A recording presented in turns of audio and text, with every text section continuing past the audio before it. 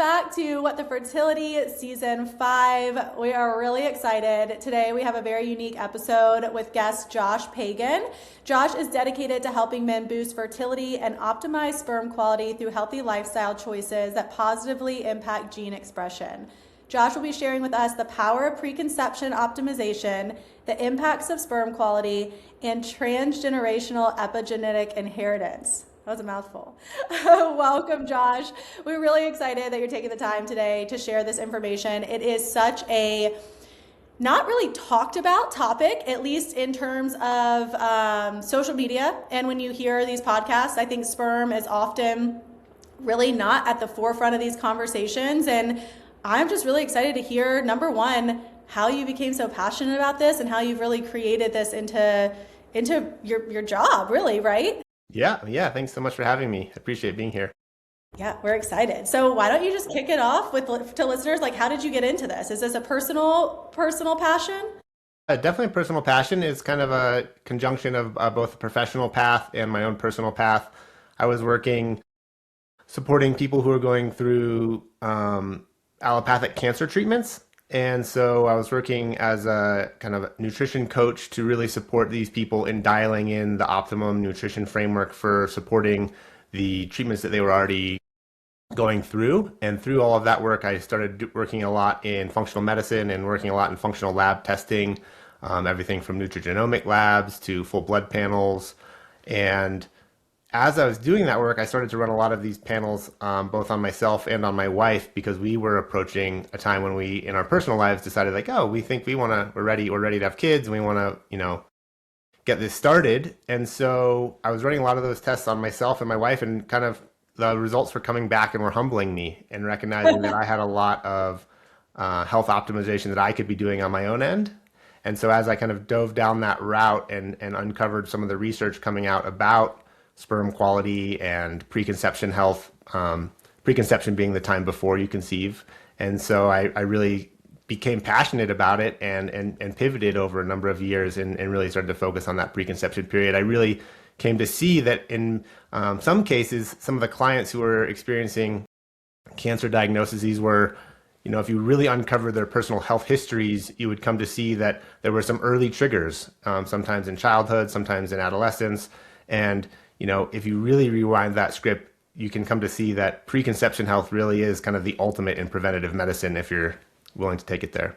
I love that. That is really, really cool. I love how you said the word like humbling. I feel like men often are not the ones that are pursuing those tests, especially like preventative tests, right? And I know when my husband, I feel like a lot of females probably listening, when they go for that like initial fertility workup, if they get to that point, the husband comes in for the sperm test, right? Like they're going to get their sperm test. There's those like first three things that and I'm sure you can speak to it. It's like motility, mobility, and I don't know, like quantity. And typically they're like, the husbands are like, oh, we're rock stars, we're great. I feel like that's like, it's always the feedback. I know that was my experience. That was Amanda's experience. But when you really drill down to it, they're not really testing for a lot. I know DNA sperm fragmentation is not tested, and I'm sure all these other tests that you are going to chat with us today about. I love your pillars, so I want to get into that as well. But what a cool way to get into it. I just love the word humble, because I feel like men don't really, when I speak about them in a generalized category, they're not the first to jump on preventative testing or really preconception testing. Sure, yeah, and I will say that I really came to this almost from a health optimization standpoint. In my view, fertility really is the bellwether for vitality and longevity. And so for men who really want to have optimal health, anti-inflammatory, really robust health through the rest of their lives, fertility is really the place to start. And so the testing I did wasn't necessarily a sperm test. It was more like blood labs and really analyzing my whole hormone balance to understand how I could optimize my personal health. And then when I saw the implications of what those markers were meaning for my overall fertility status and how that was going to affect downstream, pregnancy outcomes, birth outcomes, that was when I started to draw all the connection. It was like, oh, wow, there's a lot of room here to educate men about ways that they can both optimize their vitality and longevity. And then the benefit is their fertility gets optimized and there's a whole bunch of benefits. That's tied in there. incredible. My husband, I would actually try to get my husband on this morning because you guys are like two peas in a pod. He is all about this nutritional background. He has an autoimmune disease. And so this is something that he's always thought, well, I have an autoimmune disease. So of course that would affect my sperm health. And of course that's going to affect our fertility. Okay, so say my husband's coming to you, right? Say we're struggling with infertility. They're coming to you. They're not really getting a lot of help from the REI or even just from the OBGYN because at least in my experience, it was the sperm test, that's it. We're not really even going to have further discussion. How kind of do you work with men or even really couples? I do work some with couples. I primarily work with men directly. One of my kind of offerings, I do allow men to bring in their partner for half of the sessions. I really think it's important that men get dedicated one-on-one focus, but this is obviously a partner's issue and it takes two. So it's important that the partner's on board and that they're kind of there's a joint teamwork going on in terms of what they're doing nutritionally and lifestyle-wise, toxin reduction, this sort of thing. So I do really advocate for that, but I also think it's important to have dedicated one-on-one men's sessions. So I don't do just purely couples. I like that. Men don't ever get enough attention. So like never. This is your thing. Yeah. And so when a man comes to me, it kind of depends on where they are. Some of my clients are coming in and they haven't tried to conceive and they're really just coming in from an optimization standpoint. They want to bring their best genetic expression force through epigenetic optimization, and they really want to like dial in their health and their vitality and their energy levels. Maybe they're low energy or they're having some sort of digestive issues and they really want to like optimize before they ever try. And then another section of my clientele, a good portion, is like men who have come and they've been trying for a long time. They've been formally diagnosed with, subfertility or infertility, and we kind of do a whole nother markup for that kind of category. But when they come in, we would do a sperm test in general. Sperm test, the standard test is motility, morphology, count, volume, these sort of kind of the standard metrics.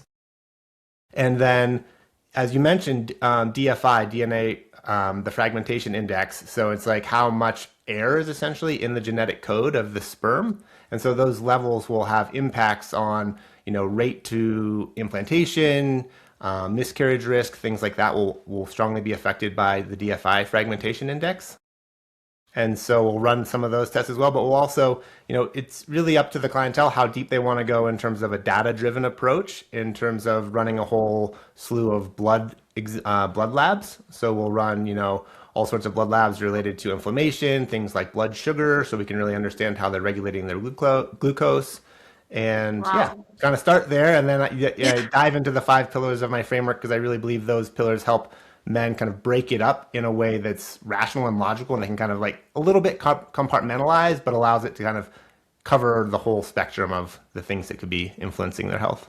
And I feel like what's different cool. Yeah, isn't it? And I feel like what's so different about like just hearing you say, okay, you're going to run those tests, but knowing, what you do, not only you're going to run them, but you can change the outcomes by making lifestyle adjustments and making different adjustments based off your pillars, where a lot of the times when you're going to a physician, whether that's holistic or not, I feel like holistic more so they do have recommendations to change, but I feel like when you're going to an REI or an OB, they're kind of just saying, these are your numbers, good luck. And so I love that you have these pillars and that you can then implement recommendations for your clients to make changes for them to be optimized.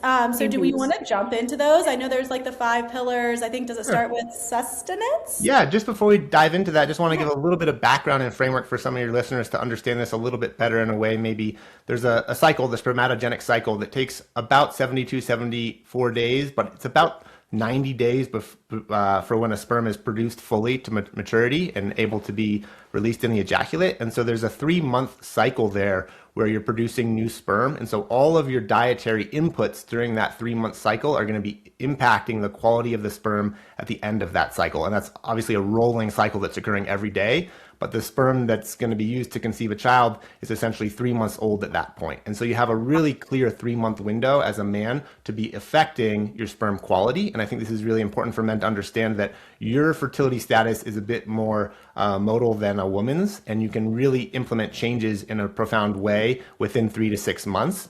This is obviously not true for everything. It's not azoospermic if there's obstructions, or it's a genetic like Klinefelter syndrome, but in many cases, there's dietary and lifestyle inputs that we can use to shift motility and morphology within the sperm metrics, and then also change things like the epigenetics, which we can dive into later. But yeah, we can just I wanted to kind of give that no, background about like why, I how the change and the time frame and yeah. I actually love that you said that because that is actually different than what at least my husband's heard and what I've just kind of heard in like the general conversation is you hear the woman, take your prenatals 3 months before you're going to conceive. You can make especially when you're going through like IVF or something like that, like you can make these changes. Your egg starts to mature 90 days before it's released. And at least in my experience, I had to push really, really hard for the DNA fragmentation for my husband to have that test. We ended up going third party, but the feedback from the physicians was always like, well, their sperm just changes overnight. Like it's gonna be different sperm, today than it would be in 3 days. And I just love that you said that because I know that that's true. And I think that men, again, are just so written off. Sperm is so written off of being such an important factor for fertility and for, miscarriage rates even. So thanks for kind of prefacing the conversation with that. Yeah, let's dive into your pillars. Sure. I'll give you a quick rundown. My 5 pillars, I have a framework called the Sperm framework. So it's just an acronym to help men kind of get a grasp of all the different lifestyle metrics that we're going to be tweaking. It's sustenance, which is related to nutrition, hydration, some supplementation in there. Really a focus in that pillar is nutrient density and blood sugar regulation. The second is purity, which is really not about chastity, but really about detoxing, optimizing your detox pathways, and minimizing your environmental toxin exposure. Things like phthalates, endocrine disruptor chemicals. That's up Amanda's alley. So It is. All right. Xenoestrogens, all these things can play a huge role, both in male, but also in the way that the DNA, which is how a lot of the, so that's the environmental toxins is a big issue. The third pillar is exercise. This is really a full body awareness. It's about temperature, posture, exercise, heart rate variability. For a lot of guys, they're already lifting or they're doing resistance training and so just it's dialing in a lot of these metrics. It's also about, intercourse timing and helping men understand kind of frequency, ejaculation, all these things.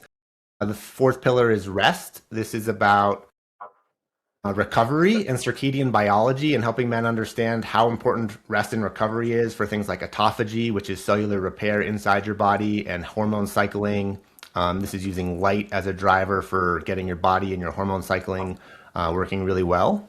And then the fifth pillar is mindset, which is both helping men find the motivation to make these changes, but it's actually on a deeper level more about using somatic practices to regulate our nervous system so that we are using body-based practices that allow us to return to a parasympathetic nervous state and find, more of a rest and digest ease within our body. Because if we're constantly in that fight or flight, high stress environment, our fertility is just going to be negatively impacted across the board. So, Josh, I feel like this is like a ritual episode. What's going on? How do you have this background? Like how this is literally incredible.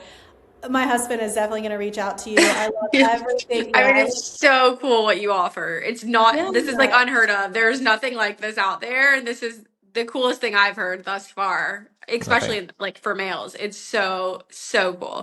You've really, really packaged this so nicely. And I feel like touched on every single part of anything you could. Yeah. I know we talked about it before we hit record, but like, what is your background? How did you didn't just land in this? I know. So yeah, like as I mentioned, I came into this fertility work through a nutrition coaching practice where I was working with clients who were going through the cancering process. That's really like my nutrition background. I have a background in a lot of entrepreneurial endeavors, and I'm an athlete and adventure kind of. I live in Colorado, so I have a lot of like entrepreneurial stuff going on. I ran a health supplement company previously about 10 years ago, I guess now, and sold that business around, I guess just in 2020. So I guess 5 years ago. But yeah, I think the word athlete says it all. I mean, you're so tuned into your own body and optimization. If I have to hear HRV one more time when I wake up in the morning from my husband, I just, I love it. So, okay, thank you. So going back, I'm only laughing because I literally think I said HRV to my wife at breakfast this morning. I'm like, okay. He'll get like a cut on his finger and hit the next morning. He's like, oh, my HRV has just gone down. I'm like, okay.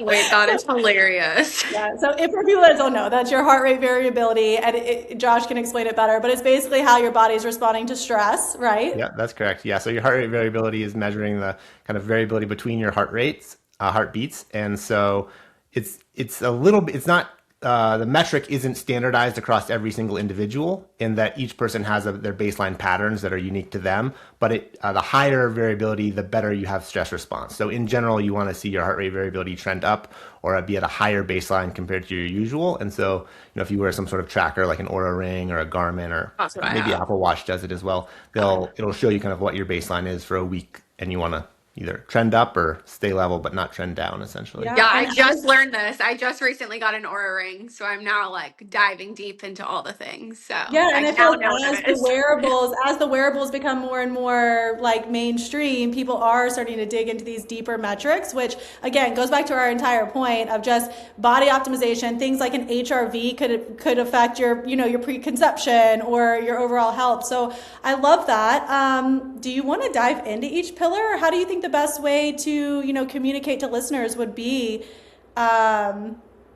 with all of this information? Sure. I mean, we can dive into each pillar. It can extend out the talk a little bit because each one gets a little complex. I don't want to go too deep because I really want to keep this succinct so people really get the meat of it all and can kind of tell what's going on here. I guess one thing I'd like to talk about before we dive into the pillars is just understanding, your risk profile as a man for things like pregnancy loss, miscarriage risk increase as you age. And so there's a strong correlation for advanced paternal age being correlated to higher risk profiles for things like pregnancy loss. And I just want to emphasize here that these studies are all using a chronological age base, and that there is a lot we can do through diet and lifestyle to change what's called our biological age and something called the spermatogenic epigenetic age, a sperm epigenetic age.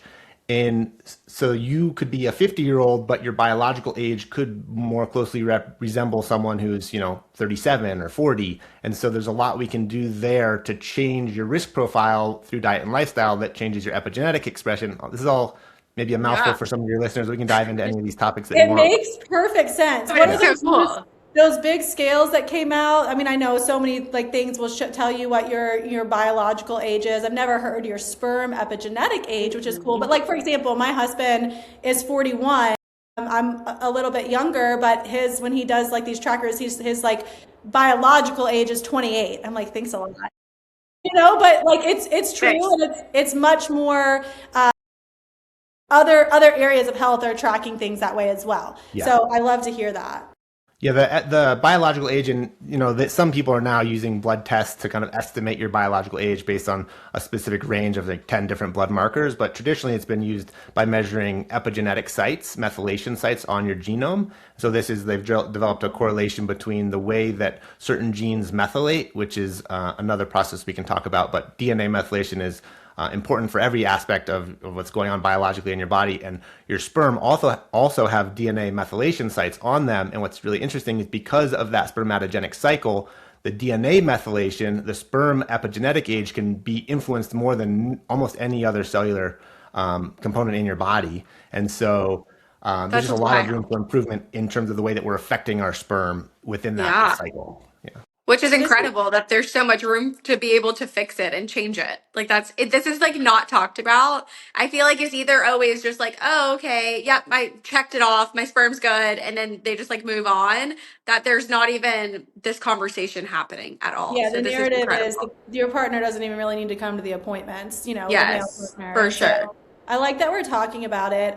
This is a very random question, and I feel like we'll get into it in the pillars. But what are your thoughts, or have you done research on heat exposure? So sauna, right? Because saunas or ice baths, they should be regenerative. And I think outside of the conception conversation, that is a positive thing. Have you seen results say otherwise?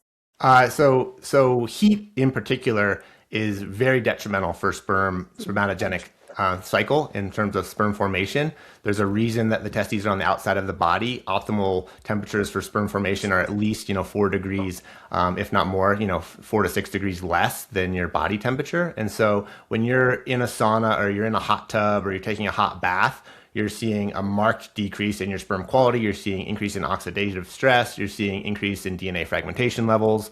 And so you're doing yourself a huge disservice if you're trying to conceive and you're saunaing regularly or you're taking a hot tub or hot bath. And what you'll see over that 3-month cycle is really a strong bell curve where you'll, it'd be much worse effects for a period of time, and then those effects will taper off essentially. So, like somewhere in the 6 weeks period from a single sauna session, you'll see the most effect, and then it'll taper again. From a single session. Wow. I wanted to ask because normally it is like a restorative, relax. And so, yeah, let's jump into your pillars. But I also know he is huge. We had a sauna at our house when we were trying to conceive. And I was like, Josh, my husband's name's Josh as well. I was like, Josh, you cannot go in the sauna. Like, that is like the worst thing that you could do for us right now. So I love and hate to hear it.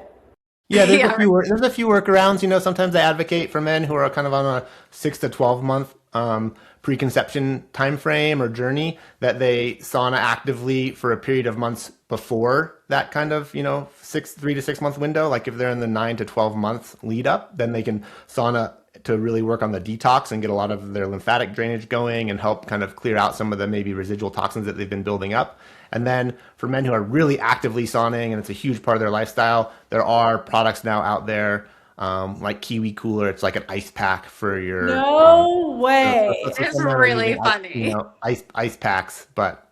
Oh my gosh, I'm gonna look that up. Kiwi Cooler. Okay, cool. That's hilarious. But good to know there's options. I mean, that's really cool. Agree. That's So hilarious. let's jump into the S, like blood sugar. I feel like is that like kind of the core part? I know it's sustenance with nutrient dense, food. And I think like Amanda and I come from backgrounds where like that we do eat like really whole food. We're super in tune with like nutrition, but I don't think that that's still the mainstream approach. I mean, people are still getting fast food.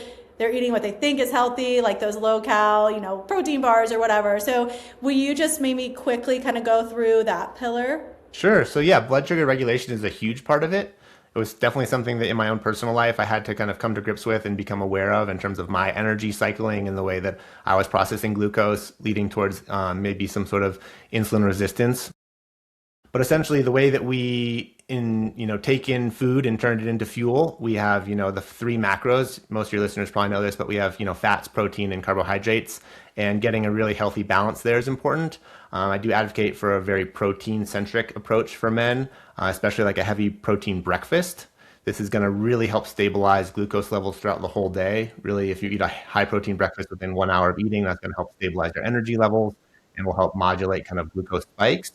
And then, there's a lot of downstream detrimental effects from dysregulated blood sugar. So, chronic inflammation and a number of, many other things, but just metabolic disease essentially from insulin resistance. And we can, if you want, we can dive into like what insulin resistance is and how that all works, but maybe a little too science heavy for your listeners.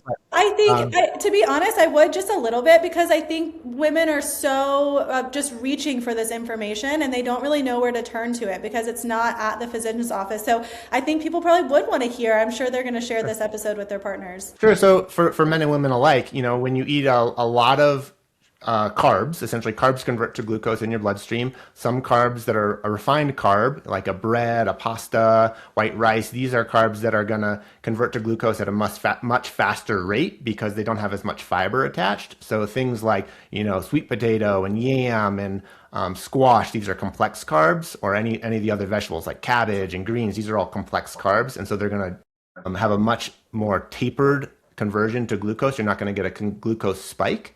But when the food converts to glucose in your bloodstream, essentially your body releases insulin, and the insulin comes and basically acts as a key in a lock to open the door for the glucose to enter the cell so that you can generate ATP. And if you are constantly flooding your system with glucose, essentially your body starts releasing a whole bunch of insulin to try to deal with the glucose, and the receptors on your cell wall become overwhelmed with insulin. And so you get what's called insulin resistance, where these receptors are actually so overwhelmed that they start to die off and the insulin has less of effect.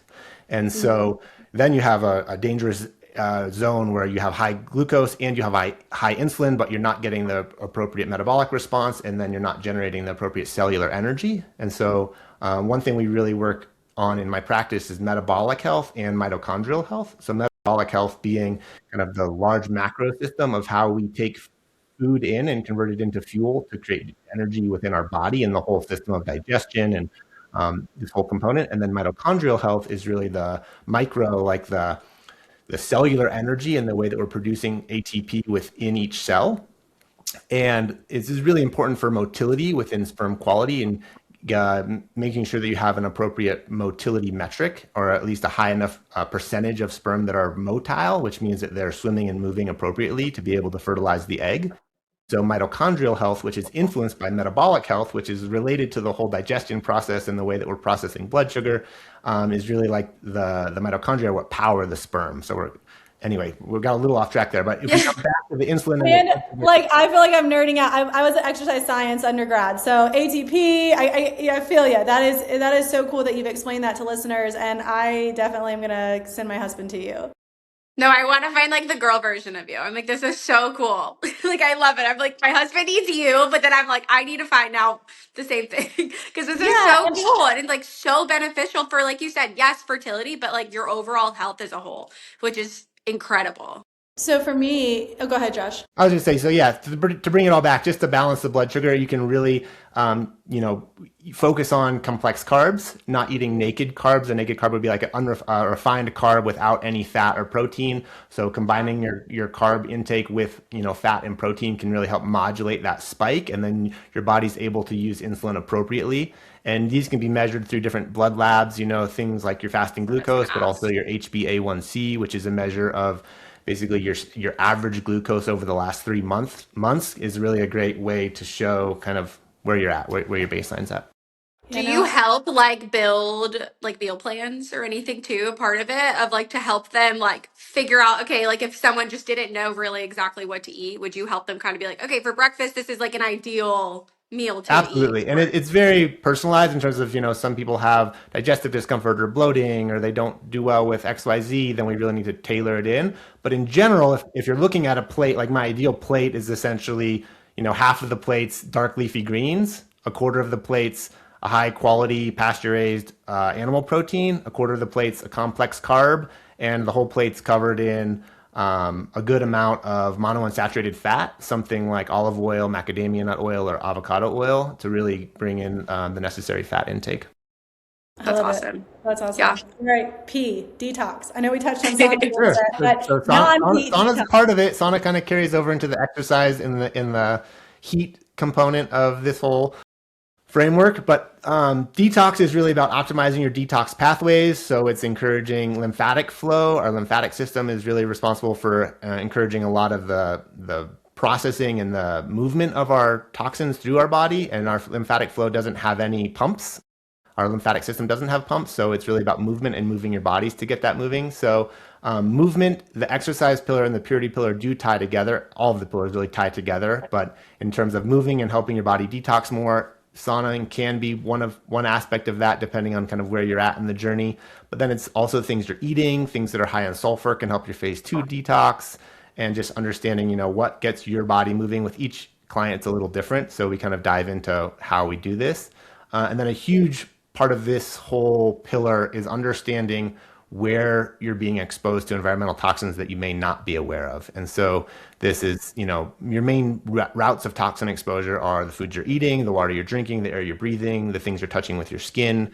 And so we're really looking at primarily endocrine disrupting chemicals. These are called EDCs. Endocrine system is your hormonal system. And so if you're being exposed to chemicals that are disrupting your hormones, then your testosterone levels are being impacted. Many of these chemicals are xenoestrogens, which means that they mimic estrogen within our body. And so for men who are being exposed to things like BPA, which is an EDC, endocrine disrupting chemical, this is changing your hormonal balance to be more estrogenic.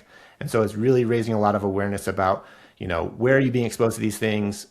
How are you? Where are they? So, there's a million different places that they come from. I don't mean to be an alarmist. My sense within this pillar is really trying not to drive stress, because that's a huge component of like keeping a low stress lifestyle, but helping men raise awareness so that they can sail this toxic seas, so to speak, with For sure.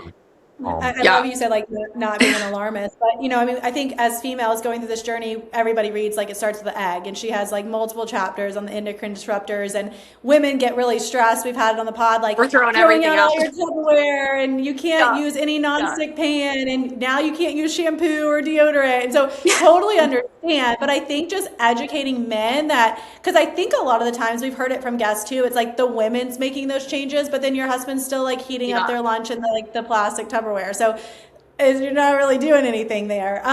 What would you say would be like the top 3 endocrine disruptors that you've seen? Maybe some I just touched on, but that you kind of touch on. Well, I mean, as you said, like heating food in plastic is like the biggest one. Don't heat it, any of your food in plastic. Or drinking a water bottle left in your car all day. Yeah, heat and fat are really 2 of the things that are going to cause plastics to leach the most. And plastics that tend to be the most problematic are softer plastics, clear, softer plastics, so things like saran wrap. Phthalates are a huge issue here. They're the class of one of these chemical classes, and they are found in many synthetic fragrances that people may not be aware of. So really anything that says fragrance or perfume. Yeah, or fume like my laundry just smells like Laundry detergent. like laundry detergent. Yeah. So you want to go scent free or find an essential oil based product. But so there's a whole slew of these that are related to the containers you're putting your food in, the way your food is packaged, even things like disposable coffee cups. I mean, it's just like they're pervasive. And so really helping people understand where the chemicals are, what they do. A big portion of my work is really helping. My goal is not to like give someone a laundry list or a to-do list and say like, here's your checklist, like go home. It's really to help raise awareness so that they can have a better framework when they go out into the world and can make the decisions on their own. And so I really believe in educating, science-based education, so that they understand the motivation behind why I'm advocating for specific action rather than just giving a list of actions. And so there is really an educational component to this work, and that you need to understand why you're doing something for it to become a sustainable habit. We can just briefly skip over exercise. Exercise is definitely understanding that for men. One thing I want to touch on is that for men, more is not always better. There's what I call a Goldilocks zone, which is kind of the sweet spot with appropriate levels of zone 2 and enough resistance training to really be getting the sustainable testosterone gains. But more is not always better. And so it's really about finding that sweet spot for each individual. And then if we move on to the 4th pillar, which is rest, this is about circadian biology and recovery, and understanding that circadian rhythm, just so people, if they don't know, is basically the way that our 24-hour internal clock cycles. And so there's different ways that this is affected, but one of the primary ways that our clock is affected is not actually through our sleep cycle, but through our light cycle. And I was about to say, like your phone light or watching TV till midnight or even just before bed. Yep. So light's a huge one, helping people understand light, but understanding sleep hygiene. Say that again? I just always watch. I'm going to introduce my Josh to this Josh. We have one TV in the house. It's never on. He won't turn on overhead lights. You guys are very, very similar people. That's why I was super excited to have you on the show, and I was trying to get him on today. But I think I will let you finish your thought there on the blue lights, and then would love to kind of wrap up the 5 pillars and how people can work with you and all that stuff. So I'll let you wrap up the last pillar. Sure. The last pillar is mindset. So this is understanding that, we have a bunch of different neurons in the way that our nervous system works. And, I won't go too into it because we'll get into the weeds, but understanding that the way that our body works in terms of neural feedback, that mostly our body is processing information, or our mind is processing information from our body. It's sending out some instructions, but it's taking in a lot of feedback. And so they estimate that's about an 80-20% divide in terms of which neurons are doing which. And so about 80% of our neurons are sending information to our brain, and 20% are sending information out of our brain. This is afferent and efferent neurons. But essentially, this means that we can use our body and our breath work and our somatic practices, somatic being body-based feeling practices, to regulate our emotional and mental state better than we can use our emotional and mental state to regulate our body. So it's really using different types of breath work to really regulate our body back down to a parasympathetic state so that we can just be calm and collected. And then the downstream effects of that, less inflammation, less oxidative stress, better hormone balance, and it all ties together with, better sleep, and you digest better and better nutrient absorption. So they're all interconnected. But the pillars are really just there to help people break it up a little bit so it's a little bit easier to digest, because there is a tremendous amount of information here. And so we're just trying to, Yeah, make it that's as very accessible as overwhelming possible. for somebody like Amanda and I who've been doing this for, in the space for 10 years. And that would be overwhelming walking into that. So I can only imagine like a man that probably is being a little pushed to, by their wife, like, hey, go check this out. So I love how you broke it down. I think that's incredible. You have a phenomenal website too. Is it the Mandrake method, or share with listeners what the website is? Sure. The website is mandrake.health. It's Mandrake, mandrake.health.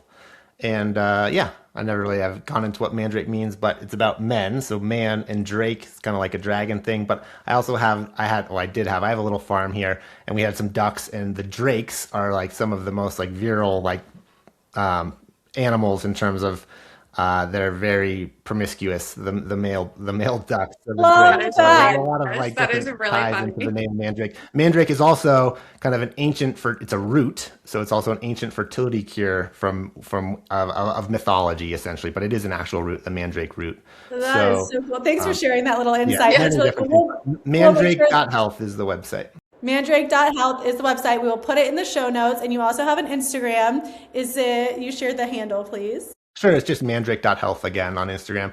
To be honest, I'm not super active on social media. I work privately one-on-one with clients, and I get a lot of word of mouth and stuff like that. So, I could I was going probably to say, benefit I from can't being more imagine you active on having Instagram. But yeah, I don't know how you'd have time to be active on social media if you're doing all of this for your clients. But you do offer a free like little consult call, or at least to book a consult call. Is that right? yeah, I do. I offer a 30-minute discovery call so people can get to know me better. They can go through a little bit of what we talked about today. They can ask me questions. They can say, is this a good fit? Do you have space? Is this, I don't work with everyone. The reality of it is like, yes, if a man's being pushed into this work by his wife predominantly, it's probably not a good fit, because it's going to take a tremendous amount of willpower and motivation that I'm here to work with you alongside. But, I really need men to be vested in the process as well. And so it's a little bit of a two-way street, that discovery call. Like, are we a good fit for each other? I love that. And you can find that on his website that we will link in the show notes. I guess my last question is, if there is a man listening to this, which I'm sure there will be, struggling with, I would say maybe like either struggling with infertility or just knowing, hey, I want to start growing my family in the next couple months. Do you have any, quick advice, one-liner advice for them? One-liner advice. Wow, it's maybe can't be distilled into a single line, but the advice would be just to trust your body and really pay attention to the way that your body's responding to the inputs that you're giving it. Some people love having HRV to track, but for many cases, it's like, how did the foods you eat make you feel? Pay attention. How did the activities you do make you sleep? Pay attention. So it's just like really bringing awareness to the way that our body's responding. I think our body has a lot of innate wisdom that people are sometimes ignoring. And then understanding that, yes, you have a 3 to 6 months, it's a 3-month cycle. So ideally you're optimizing before you hit that 3-month cycle so that you're really refreshed and robust as you begin that cycle that you're going to be generating the sperm that you're going to use to conceive. But essentially within 3 to 6 months, you have the power to really dramatically reshape your fertility status. And so just understanding like, every day is a fresh new day, and start when you're ready. Thank you so much for sharing all that information and education with us. Thanks for having me. Appreciate meeting you, Kat and Amanda. Thanks so much for having me here.